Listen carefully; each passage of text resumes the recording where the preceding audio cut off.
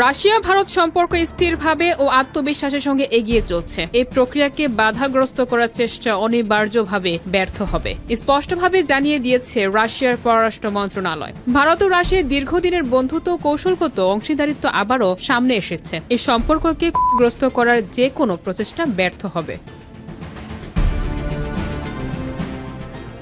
মন্ত্রণালয় আরও জানিয়েছে, ভারতের দৃষ্টিভঙ্গি কেবল দীর্ঘদিনের বন্ধুত্বের প্রতিফলন নয়, বরং আন্তর্জাতিক ক্ষেত্রে কৌশলগত স্বায়ত্তশাসনের প্রকাশ। রাশিয়া ভারতের অংশীদারিত্বকে তারা নির্ভরযোগ্য, পূর্বানুমানযোগ্য ও কৌশলগত হিসেবে উল্লেখ করেছে, যা জাতীয় স্বার্থ ও সার্বভৌমত্বের সর্বোচ্চ মূল্যবোধের ভিত্তিতে দাঁড়িয়ে আছে। উভয় দেশ বেসামরিক ও সামরিক উৎপাদন, মানববাহী মহাকাশ মিশন, পারমাণবিক শক্তি ও রাশিয়ার তেল অনুসন্ধান প্রকল্পে যৌথভাবে কাজ করছে। পাশাপাশি জাতীয় মুদ্রার ব্যবহার বৃদ্ধি, বিকল্প অর্থ প্রদানের পদ্ধতি চালু করা এবং নতুন পরিবহন ও লজিস্টিক রুট তৈরিতে সহযোগিতাও অব্যাহত রয়েছে।